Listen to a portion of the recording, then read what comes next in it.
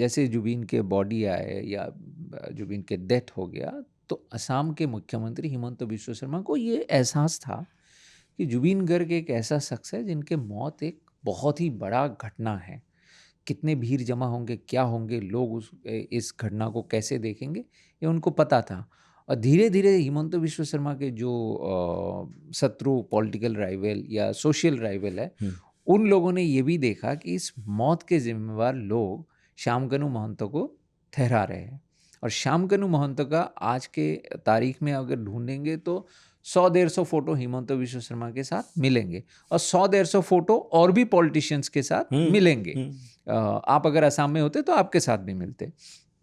लेकिन अब क्योंकि एक मौका मिला तो हिमंत बिश्व शर्मा के जो भी राइवल्स हैं, जो उनसे नाराज थे, उनसे जो उनके नाराज विपक्षी थे, वो तैयार हो गए कि अब हमें एक मुद्दा मिला है, क्योंकि जुबिन एक ऐसा मुद्दा है जो असम के हर कोने में एप्लीकेबल है, इनका एक वो रेजोनेंस है।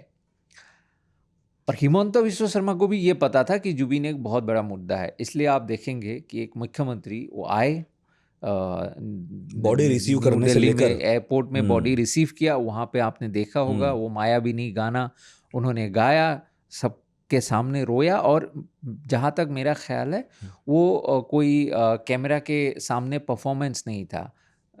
हिमंत बिश्व शर्मा से अपने जुबिन के जीवन काल में भी एक कॉन्क्लेव में वो पूछा गया था कि आपको पापोन और जुबिन में कौन पसंद है, क्योंकि असम में एक राइवलरी चल रहा है फैंस के बीच, दोनों के बीच कोई राइवलरी नहीं है।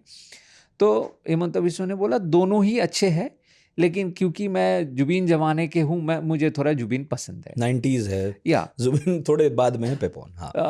तो इसलिए ये कहना गलत हाँ, तो होगा एक कि आम उन्होंने, एसएमईज का सेंटिमेंट था, तो वो जैसे मैं दुखी हूँ वो भी हाँ, दुखी है, जैसे कोई भी एसएमईज दुखी है तो हिमंत बिश्व पूरा शर्मा इंडिया भी दुखी था। हाँ, दुखी है, कलाकार। तो उन्होंने गाया, वो किया। तो अब सरकार के राइवल्स को लगा कि ये बाजी मान लेगा, क्योंकि इसके बाद वो स्टेट ऑनर दे के हिमंत बिश्व शर्मा ने सब देखभाल किया, सारे जो अरेंजमेंट्स हुए, बड़ी जमीन दी जहां अंतिम संस्कार हुआ, सब कुछ किया। वो जमीन देने से पहले भी वहाँ पे भी कंट्रोवर्सी हुआ कि जुबिन को कहाँ दाह संस्कार हो, जोरहाट में हो या गुवाहाटी में हो। तो फैमिली ने गुवाहाटी के पास सोनापुर में करवाया, तो उसको लेके भी मुख्यमंत्री को प्रेस कॉन्फ्रेंस करना पड़ा, उन्हें जवाब देना पड़ा क्यों सोनापुर में हो रहा है। तो असम सोशल मीडिया में ये बहुत सारे किस्से कहानी चलते रहे। डिस्प्यूट था? ये डिस्प्यूट ये था क्योंकि जुबिन जोरहाट के है, हालांकि जुबिन पैदा हुए थे तूरा में, हाँ, लेकिन ज़्यादातर समय उनके फैमिली ओरिजिन जोरहाट के हैं। तो जोरहाट के लोग चाहते थे कि यहाँ पे दाह संस्कार हो, लेकिन तब तक जुबिन के जो बॉडी है वो 3 दिन पुराने हो चुके थे। ऊपर से उनके फैमिली ने चाहा कि सोनापुर में दाह संस्कार हो, क्योंकि वहाँ तक ले जाना और एक गाड़ी से ले जाना पड़ेगा, तो काफ़ी लॉजिस्टिकल इश्यूज भी थे। और ये भी कहा जा रहा था क्योंकि गुवाहाटी सेंटर में है, असम के कोने कोने से कोई भी आएगा जुबिन को सम्मान देना चाहेगा या समाधि जाना चाहेगा तो गुवाहाटी जा सकता है, एक सहूलियत है। लेकिन सबसे इम्पोर्टेंट बात यह कि जुबिन के फैमिली चाहते थे, क्योंकि जुबिन के पिताजी वो थोड़ा अस्वस्थ है, काफ़ी अस्वस्थ है, तो उनके लिए भी ट्रैवल करना जोरहाट तक मुश्किल है। तो ये सब वजह से ये सोनापुर में आखिर उनकी आखिरी विदाई वहीं पे हुआ।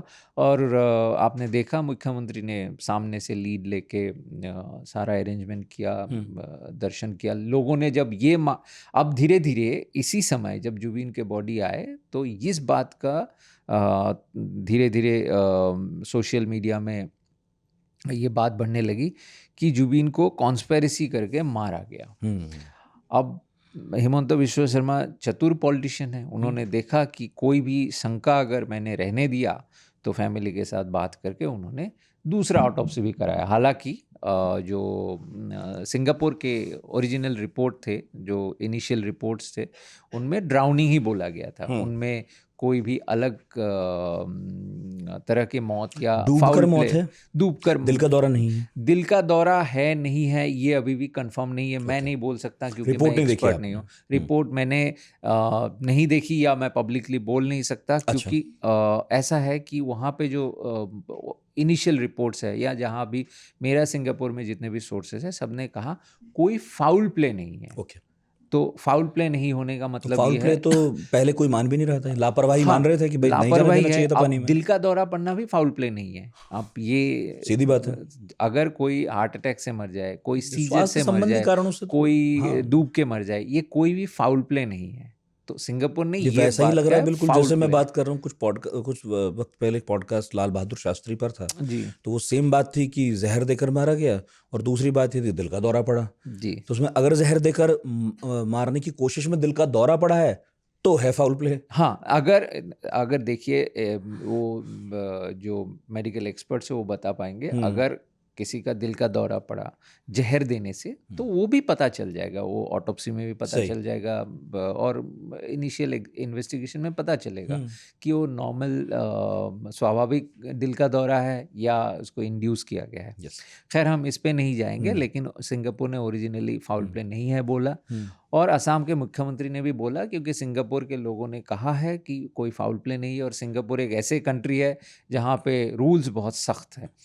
तो इसलिए शुरू में कोई ऑटोप्सी की सवाल नहीं था, लेकिन लोगों ने जैसे ही ये सवाल उठाने लगे कि शायद जुबीन को कुछ गलत तरीके से मारा गया, क्योंकि धीरे धीरे ये बातें आने लगे कि शायद कोई आर्थिक धांधली हुआ था, शायद जुबीन के पैसे गबन हुए थे और जुबीन सवाल करने वाले थे या तो शामकानू से या सिद्धार्थ से, तो इन लोगों ने जुबीन को मार दिया। ये अलग अलग कॉन्स्पिरेसी थ्योरी स्प्रेड होने लगे, तो इसलिए दूसरा ऑटोप्सी भी अनाउंस हो गया।